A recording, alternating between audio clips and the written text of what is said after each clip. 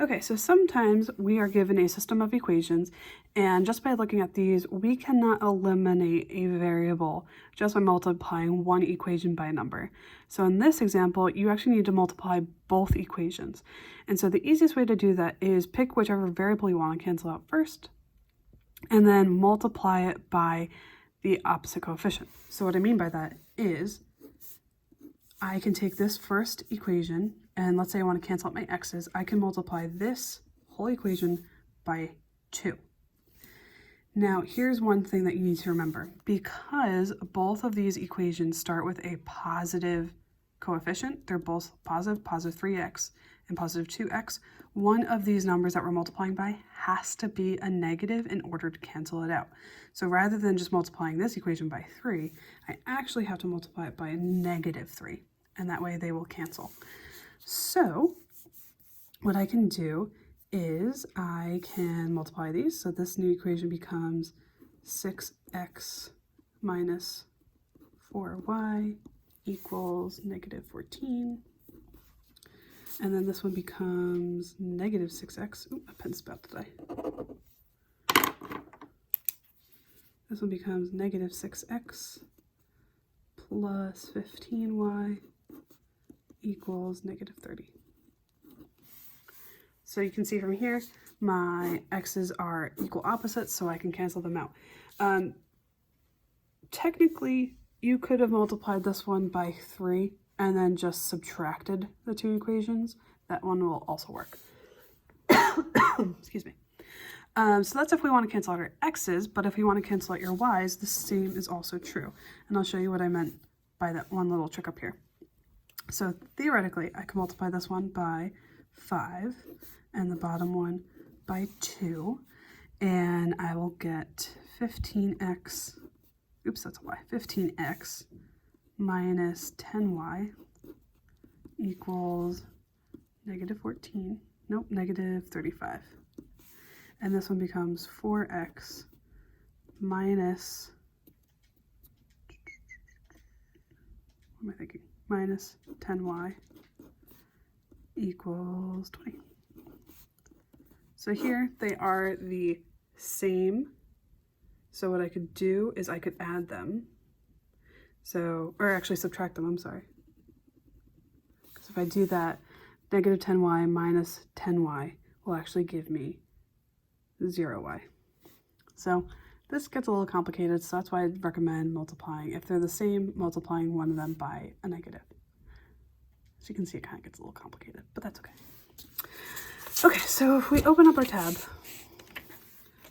same equations on the front. So I'm going to multiply this top one by 2 and the bottom one by negative 3. And so I get 6x minus 4y equals negative 14.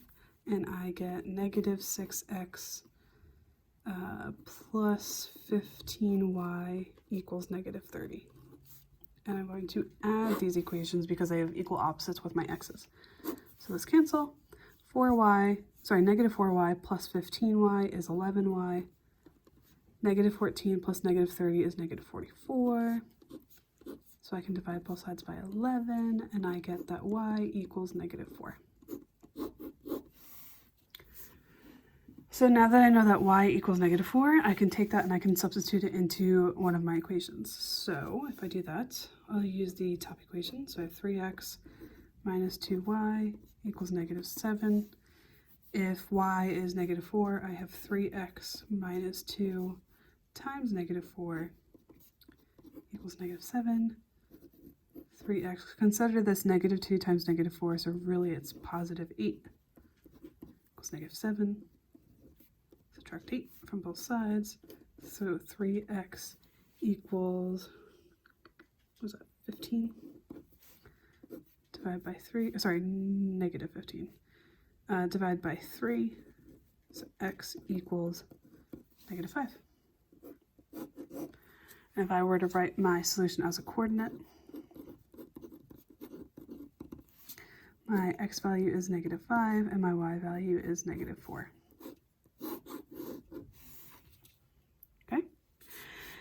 Now over here, you have a word problem that you're going to see examples like this all the time. I can tell you it's on your progress check, it's on your PARCC exams or MAP-M, MCAP, whatever that you want to call it, all over the place.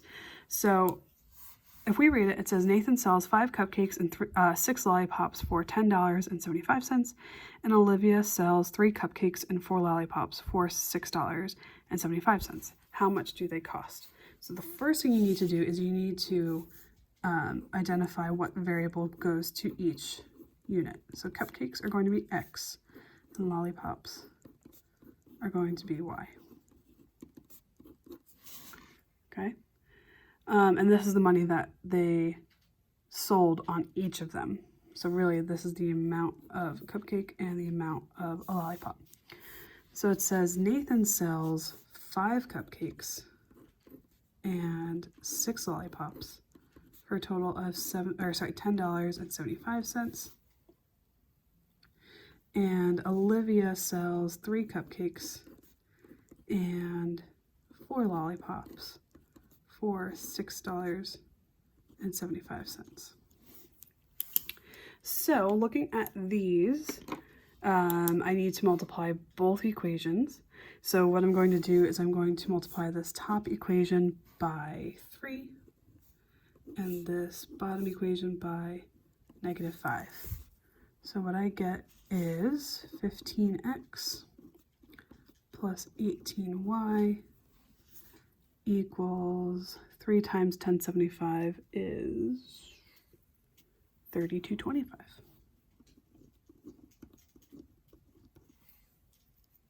I think. Yeah, that sounds right. And then this bottom equation becomes -15x minus 20y equals -$33.75. Okay, so now we have equal opposites with our x's, so we can cancel out our x values. 18y plus -20y is -2y. $32.25 plus -$33.75 is -$1.50. Technically, I could put a 0 there, but it's not necessary. Divide by -2. So y equals 75 cents.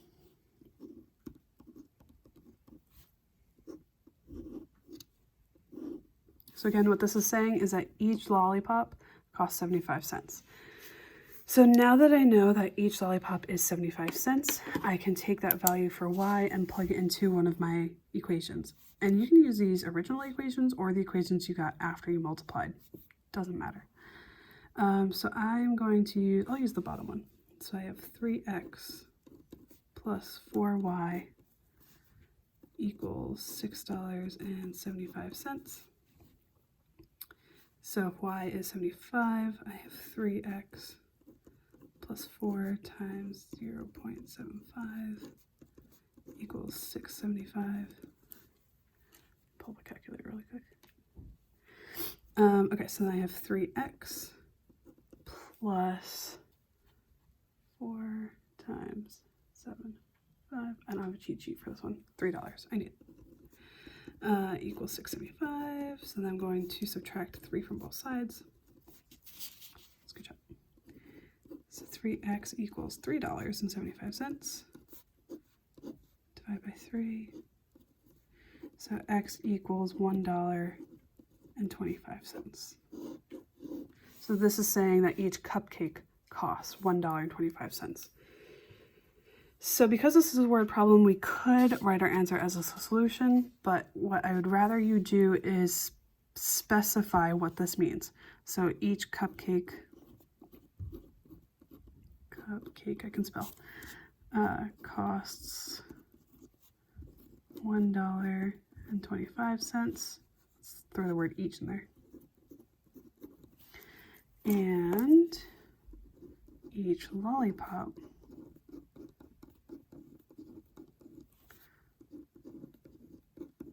costs 75 cents.